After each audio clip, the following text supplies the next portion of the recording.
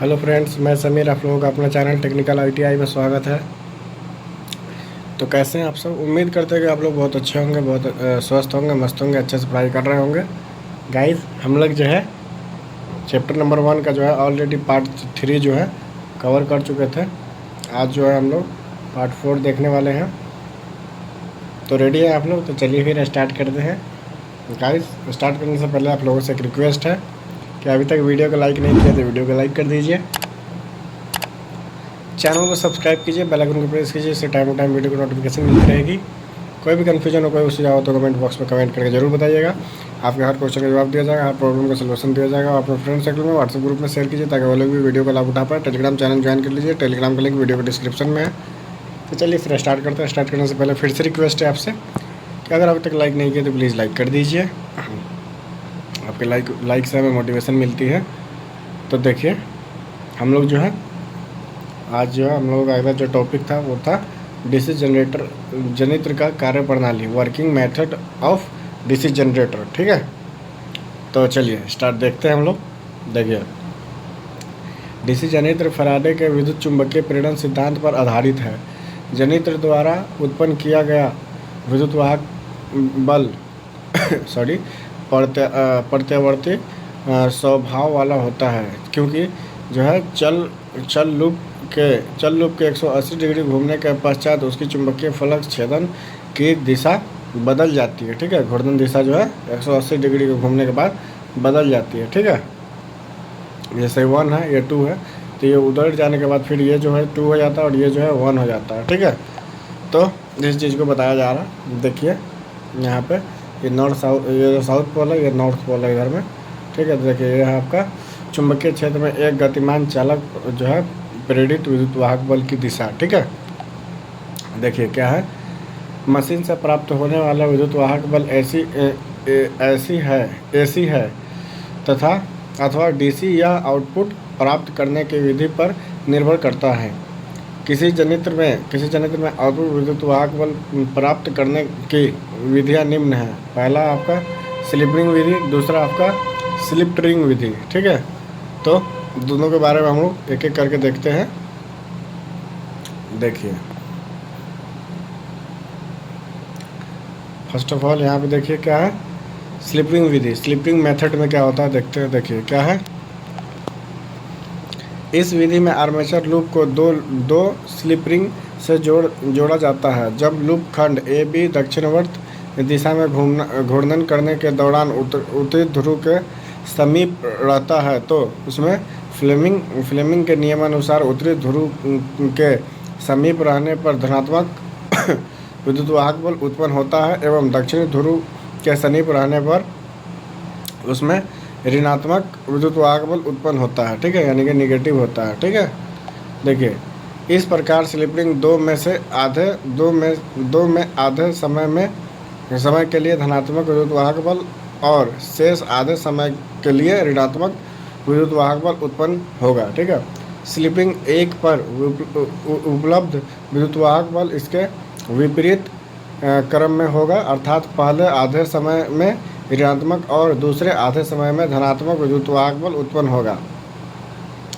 इस प्रकार एक समय पर दोनों स्लिप रिंग पर उपलब्ध विद्युत वाहक बल प्रत्यावर्ती स्वभाव वाला होता है। ठीक है, तो देखिए हम लोग जो है इसमें इस तरीके से कुछ इसका स्ट्रक्चर देखने को मिलता है। देखिए ये जो है आपका कॉइल है। ठीक है, ये मैग्नेटिक जो है क्षेत्रफल है, ये इस मैग्नेटिक फ्लक्स है, ये जो आपको दिख रहा है इस तरीके से। ठीक है, तो ये आपका कॉइल है। ठीक है, जो इसमें मूव कर रहा है, आर्मेचर पे लगा हुआ है। इधर आपका दो स्लिप रिंग होता है। ठीक है, स्लिप रिंग 1 और 2। ठीक है, और जो है ये इस पर लोड दिखाया गया है, लोड लगा हुआ है, और ये जो है स्टेशनरी ब्रश है, इसमें दोनों स्लिप रिंग से आउटपुट लेने के लिए। ठीक है, ये नॉर्थ पोल है, ये साउथ पोल है। और देखिए आगे हम लोग देखते हैं। देखिए यह जो है विद्युत वाहक बल दिखाया जा रहा है कि 0 से यहाँ से स्टार्ट होता है और इसका एक पॉजिटिव पल्स 180 डिग्री का बन रहा है, फिर 180 डिग्री नेगेटिव बन जा रहा है। ठीक है, यही आपको अगर इसको जो है ये वाला जो है इसको हम लोग उठा करके यहाँ से इसको इधर ला दें तो ये टोटल 360 डिग्री का हो जाता है। तो 360 डिग्री में आधा जो है नेगेटिव और आधा पॉजिटिव हो जा रहा है। तो ये इसको जो है उठा करके हम लोग यहाँ पे डाल दे रहे हैं। ठीक है, आगे बढ़ा दे रहे हैं। ठीक है, तो यही निगेटिव के तरीके से काम करती है। ये आपका है स्लिप रिंग विधि, ठीक है। दूसरा है आपका देखिए स्लिप रिंग विधि, ठीक है। स्लिप रिंग मेथड देखिए, यदि दो स्लिप रिंग के स्थान पर दो भागों में जो है विभक्त केवल एक ही स्लिप रिंग जो है स्लिप रिंग की भांति प्रयोग की जाए तो ब्रश ए सदैव धनात्मक प्लस ब्रश बी सदैव ऋणात्मक होगा, ठीक है। जब लूप खंड ए बी वर्त जो है जो है वामवर्त दिशा में घूर्णन करता है और उत्तरी ध्रुव के समीप रहता है तो उसमें धनात्मक विद्युत वाहक बल उत्पन्न होता है और ब्रश ए पर धनात्मक प्लस यानी कि पॉजिटिव विद्युत वाहक बल उपलब्ध होता है। स्थिति ई में देखिए, जब यही लूप खंड ए बी दक्षिणावर्त दिशा में घूर्णन करते हुए दक्षिणी ध्रुव के समीप पहुंचता है तो इसमें ऋणात्मक यानी कि विद्युत वाहक बल उत्पन्न हो जाता है और इसमें जुड़ा और इससे जुड़ा स्लिप रिंग भी ऋणात्मक हो जाता है, ठीक है। देखिए स्थिति में देखिए यहाँ पे, परंतु इस स्थिति में यह स्लिप रिंग ब्रश बी के संपर्क में होता है जो आउटपुट में ऋणात्मक विद्युत वाहक बल प्रदान कर रहा है। सॉरी, देखिए आगे, इस स्थिति में लूप खंड ए बी का स्थान लूप खंड जो है सी डी ले लेता है और वह ब्रश ए को धनात्मक विद्युत वाहक बल प्रदान करता है, ठीक है। आगे देखते हैं, आगे देखिए, इस प्रकार ब्रश ए सदैव धनात्मक यानी कि जो है पॉजिटिव रहता है और ब्रश बी सदैव ऋणात्मक रहता है, ठीक है। देखिए यहाँ पे जो है ये आपको दिख रहा है, ये जो है आपका साउथ पोल है, ये नॉर्थ पोल है और ये जो आपका वह चुंबक घूर्णन की दिशा दिखा रहा है, घूर्णन की दिशा है और ये कॉइल है आपका। उसी तरीके से इसमें भी जो है आधे आधे काट करके हम लोग लगाते हैं। एक टाइम में जो है टोटली पॉजिटिव रहता है, दूसरे टाइम में टोटली नेगेटिव दिखा रहा है आपको। तो देखिए यहाँ पे एक लोड लगा हुआ है और ये जो है कुछ इस तरीके से काम करता है। देखिए वही जो नीचे जो बन रहा था उसको क्या किया, इसको ऊपर अब लेकर के चला गया इस तरीके से जो है ना। तो जो है एक टाइम में भी पॉजिटिव बनेगा, फिर डाउन होगा, फिर पॉजिटिव बनेगा, ठीक है। निगेटिव अब नहीं बनेगा, ठीक है। तो ये जो है आपको समझ में आ गया किस तरीके से काम कर रहा है। देखिए ये है आपका स्लिप रिंग विधि, ठीक है, स्लिप रिंग विधि। ये देखिए यहाँ पे है स्लिप रिंग विधि के विभिन्न स्थितियाँ। देखिए इस तरीके से भी आपको देखने को मिलेगा, ये भी और ये भी, ये सारे जो है इसी की विधियाँ हैं, ठीक है। चलिए आगे देखते हैं हम लोग। व्यापारिक स्तर पर प्रयोग किए जाने वाले डीसी जनित्र में अनेक खंडों में विभक्त स्लिप रिंग प्रयोग की जाती है जिसे कम्यूटेटर कहते हैं, ठीक है। चित्र में लूप की विभिन्न स्थितियों और लूप खंडों ए बी तथा सी डी में उत्पन्न होने वाले विद्युत वाहक बल दर्शाए गए हैं। ध्यान दें कि लूप के ऊर्ध्व स्थितियों एफ तथा एच में लूप में नगण्य विद्युत वाहक बल उत्पन्न होता है क्योंकि ए बी तथा सी डी चुंबकीय फ्लक्स का छेदन नहीं करते और सारा फ्लक्स लूप के बीच से होकर गुजर जाता है, ठीक है। आगे देखिए, आगे क्या अगला पॉइंट है आपका डीसी जनित्र के विद्युत वाहक बल के समीकरण, ठीक है। यहाँ पे जो है हम लोग पढ़ेंगे EMF equation of DC generator, ठीक है। तो देखिए क्या है, जब एक डीसी जनरेटर का आर्मेचर जिसमें वाइंडिंग के रूप में अनेक चालक होते हैं, जैसा कि चित्र में दर्शाया गया है, एक विशेष चाल से चुंबकीय क्षेत्र में घूर्णन करता है तो आर्मेचर वाइंडिंग में विद्युत वाहक बल प्रेरित होता है जो ब्रश के सहारों से उपलब्ध होता है, ठीक है। देखिए यहाँ पे देखिए, ये देखिए जनित्र द्वारा उत्पन्न विद्युत वाहक बल की गणना के लिए प्रयुक्त सूत्र को डीसी जनित्र की विद्युत वाहक बल समीकरण कहते हैं, ठीक है। देखिए ये जो आपको दिख रहा है यहाँ पे, ये आपका 4 पोल डीसी आर्मेचर, ठीक है। देखिए यहाँ पे जो है ये नॉर्थ है, यहाँ पे भी नॉर्थ है, यहाँ पे साउथ है, यहाँ पे साउथ है। ये जो आपका फील्ड पोल है, ये फ्लक्स पोल है, ठीक है। देखिए यहाँ पे जो ये दिख रहा है आपको, ये 5/2 है, ठीक है, ये फेज हाफ है। तो यहाँ पे जो है ये वाला जो पॉइंट है इसे हम लोग बोलते हैं आर्मेचर चालक, ठीक है। आगे देखिए, आर्मेचर के आर्मेचर के प्रति चक्र में जो है चालक द्वारा उत्पन्न औसत विद्युत वाहक बल इक्वल टू फ्लक्स परिवर्तन की दर फैराडे के विद्युत चुंबकीय प्रेरण नियमानुसार इक्वल टू जो है D five by D T. ये डी जो है डेल्टा को प्रदर्शित करता है वोल्ट। ये समीकरण 1 हो गया। और प्रत्येक चालक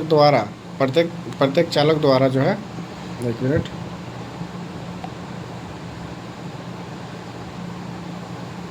देखिए, प्रत्येक चालक द्वारा एक चक्कर में काटा गया flux D five equal to जो है P5 वेबर प्रति सेकंड चक्रों की संख्या N/60 होगा।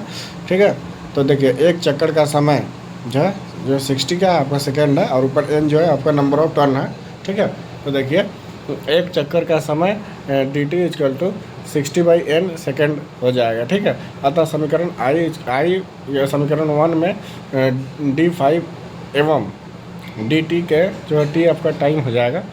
dt के मान रखने पर एक चालक में उत्पन्न विद्युत वाहक बल P जो आपका पोल हो जाएगा P5/60/n हो जाएगा। n वोल्ट इक्वल टू जो है आपका वोल्ट NP 5/60 वोल्ट हो जाएगा। ठीक है, देखिए माना आर्मेचर में Z यानी कि जो है आपका इम्पिडेंस है, माना आर्मेचर में Z चालक कार्यरत है, तब जो है Z चालकों में उत्पन्न विद्युत वाहक बल P5Zn/60 वोल्ट हो जाएगा।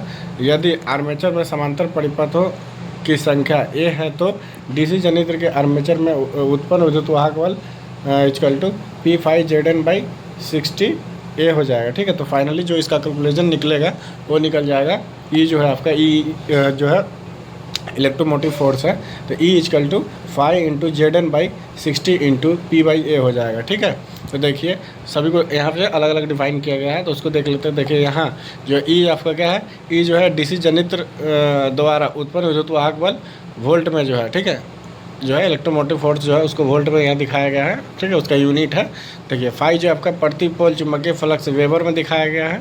ठीक है, जेड जो है आपका आर्मेचर चालकों की संख्या दिखाया गया है, और एन जो है आर्मेचर की घूर्णन गति यानी कि आरपीएम में दिखाया गया है, रोटेशन पर मिनट में, और पी जो है आपका पोल की संख्या तथा ए जो है आर्मेचर वाइंडिंग में समांतर पथों की संख्या है। ठीक है, यहाँ पे एक छोटी सी पॉइंट दिए गए हैं टिप्पणी में, तो उसे भी देख लेते हैं। यहाँ पे देखिए क्या है, लैप वाउंड आर्मेचर में ए इक्वल टू पी यानी कि ए इक्वल टू पी होता है, परंतु वेब वाइंडिंग आर्मेचर के लिए ए इक्वल टू 2 होता है। अतः वेब वाइंडिंग आर्मेचर युक्त डीसी जनित्र द्वारा उत्पन्न विद्युत वाहक बल निम्न सूत्र द्वारा ज्ञात किया जाएगा। ठीक है, देखिए यहाँ पे जो है आपका हमेशा 2 रहेगा, तो जो है E equal to 5Zn/60 × P/2 हो जाएगा। और दूसरे कैलकुलेशन में क्या होगा, E इक्वल टू जो है E equal to 5ZPN/120 volt हो जाएगा। ठीक है, आरपीएम का अर्थ है चक्कर जो है चक्र पर मिनट यानी कि राउंड पर मिनट। ठीक है, चलिए आगे हम लोग देखते हैं, आगे बढ़ते हैं। देखिए इसी पर जो है कुछ क्वेश्चंस दिए गए हैं यहाँ पे। ठीक है, क्वेश्चन को हम लोग देख लेते हैं। एक क्वेश्चन देख करके वीडियो को हम लोग समाप्त करेंगे। देखिए उदाहरण के लिए यहाँ पहला ऑप्शन क्वेश्चन दिया गया है, जो है किसी लैप वाउंड 8 पोल वाले आर्मेचर में 800 चालक है और फ्लक्स का मान 15 जो है मीटर वेबर प्रति पोल है। यदि आर्मेचर की घूर्णन गति 500 आरपीएम हो तो मशीन में उत्पन्न हुए विद्युत वाहक बल का मान कितना होगा। देखिए हल जो है यहाँ पे ज्ञात है, पोल की संख्या कितना है 8 है, समांतर पथों की संख्या कितना है AP इक्वल टू 8 है, फ्लक्स जो है आपका जो है फाई जो है कितना है, देखिए 15 × 10⁻³ वेबर यानी कि घूर्णन गति कितना है 500 जो है आरपीएम है। चालकों की संख्या जेड इक्वल टू कितना है 800 है। जब हम लोग इस फार्मूला पे पुट करेंगे, इस वाले फार्मूला पे जब हम लोग पुट करते हैं तो क्या आता है, देखिए E equal to 5 × Zn/60 × P/A। तो जब हम लोग पुट करेंगे, देखिए फ्लक्स का जो मान है हम लोगों का वो है जो है 15 × 10⁻³ × 500 × 800/60। ठीक है, इंटू 8/8 है। ठीक है, तो जब हम लोग टोटल कैलकुलेट करेंगे तो हमारे यहाँ पे 100 वोल्ट आ जाएगा। ठीक है, इस तरीके से इसका जो है कैलकुलेशन है। ठीक है, अब हम लोग यहाँ पे एक और उदाहरण दिया गया है, उसे भी देख लेते हैं। देखिए दूसरा उदाहरण क्या है यहाँ पे, देखिए क्या है, किसी 4 पोल वाले वेव वाउंड आर्मेचर में 51 स्लॉट है और प्रत्येक स्लॉट में 20 चालक है। यदि प्रत्येक विद्युत वाहक बल का मान 375 वोल्ट हो तो आरपीएम तो 1500 आरपीएम पर प्रति पोल फ्लक्स ज्ञात कीजिए। देखिए यहाँ पे जो है प्रति पोल, अलग अलग पोल की जो है फ्लक्स ज्ञात करने के लिए कह रहा। देखिए ज्ञात है कि पोल की संख्या कितना है, 4 है। समांतर पथों की संख्या जो है ए इक्वल टू 2 वाउंड जो है वेव वाउंड होने पर जो है 2 है। ठीक है, और चालकों की संख्या Z equal to 51 into 20 equal to 1020 हो जाएगा। ये तो विद्युत वाहक बल जो है आपका, विद्युत वाहक बल जो है आपका ई इक्वल टू 375 वोल्ट हो जाएगा। ठीक है, घूर्णन गति एन जो है आपको 1500 आरपीएम हो जाएगा। तो चूँकि जो है ई इक्वल टू इस फॉर्मूला पर हम लोग पुट करेंगे 5Zn/60 इंटू P/A।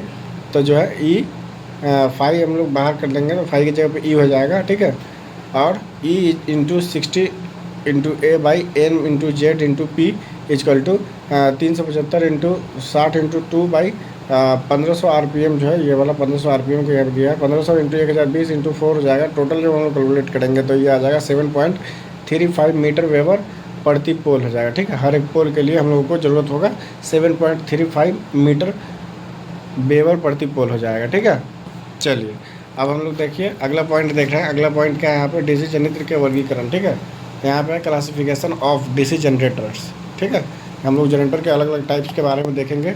अगली वीडियो हम लोग इसको देखेंगे, इसको कवर करेंगे। ठीक है, तो आप लोग बताइएगा वीडियो कैसा लगा। उम्मीद करते हैं कि वीडियो बहुत अच्छा लगा होगा, बहुत पसंद आया होगा। वीडियो अच्छा लगा, बहुत पसंद आया तो वीडियो को लाइक कर दीजिएगा, चैनल को सब्सक्राइब कीजिएगा, बेल आइकन को प्रेस कीजिएगा, जिससे टाइम टाइम वीडियो को नोटिफिकेशन मिलती रहेगी। कोई भी कन्फ्यूजन हो, कोई भी सुझाव तो कमेंट बॉक्स में कमेंट करके जरूर बताइएगा। आपको हर क्वेश्चन का जवाब दिया जाएगा, हर प्रॉब्लम का सलूशन दिया जाएगा। ठीक है, और जो है अपने फ्रेंड सर्कल में व्हाट्सएप ग्रुप में शेयर कीजिए ताकि वो लोग भी वीडियो का लाभ उठा पाए। टेलीग्राम चैनल ज्वाइन कर लीजिएगा, टेलीग्राम का लिंक वीडियो के डिस्क्रिप्शन में है। टेलीग्राम का नाम टेक्निकल ITI है। ठीक है, फिर मिलते हैं आप लोगों से अगली वीडियो में। जब तक के लिए आप लोग स्वस्थ रहिए, मस्त रहिए, अच्छे से पढ़ाई करते रहिए। Tata bye bye, take care.